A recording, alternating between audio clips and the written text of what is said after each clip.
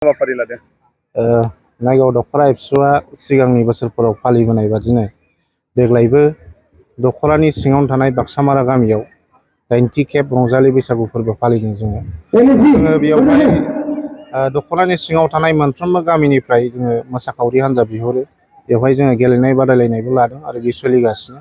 दा जोंनि बे हाबाफारिया मिरु एबसुनि लोगो हारिमुनि बिथांमोनजों गाहाय आलासि महरै मोननो हादोंमोन। दा बेजों लोगोसेनो जोंहा क'क्राझार जिल्ला एबसुनिफ्रायबो सानै बिबानगिरि बिथांमोना फैफानो हादोंमोन। दा बेवहाय जोङो दखरानि सिङाव थानाय साफ्रोमबो मेलेमजिबि गावबुरा गाहाय नेहाथारि आरो रायजो राजानि मदद दखरानि सिङाव थानाय बाक्सामारा गामियाव नायगाव दखरा एबसुनि जे रंजालि बैसागु फोरबो फालिनाय बेखौ जोङो खुंफुंनो हानाय जादों। मा हाबाफारि लादोंमोन? हाबाफारिया जोङो दिनै गुबैयै जोङो मोसानाय बादायलायनाय, खुगा मेथाइ, बैसागु मेथाइ मोसानाय बादायलायनाय बे थाबाय आइजोफोरनि। आरो लोगोसे जोङो बेयावहाय गोबांथार हाबाफारि गैयाब्लाबो बेयाव दुरुं बोलायनाय हाबाफारि लादों बेयाव आइजोफोरनि। दा जोङो बिसोर मोननै गोखा गोखै जानाय हाबाफारि लादों। गोखा गोखै जानाय हाबाफारिबो जोङो लानाय जादों। बेयावहाय बाक्सामारा गामिनिफ्रायनो बिथांमोना गामिनिफ्राय जाहोनाय जादों।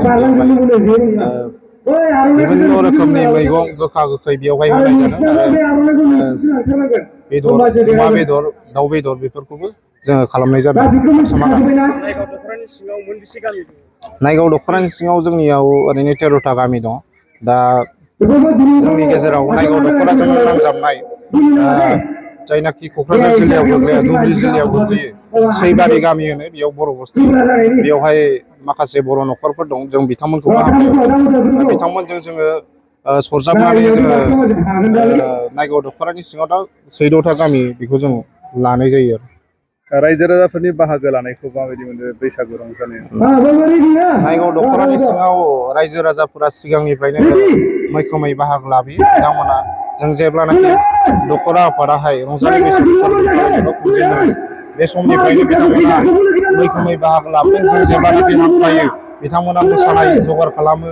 जों जेब्लानाखि हांख्रायो बिथांमोना जोंनो जायगा होयो बैसागु खुंनो।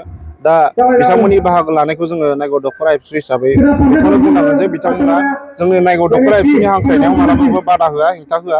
आरो बिथांमोना जों जेब्लानाखि हांख्रायो बिथांमोना जोंनि हाबाफारियाव बाहागो लाफैयो।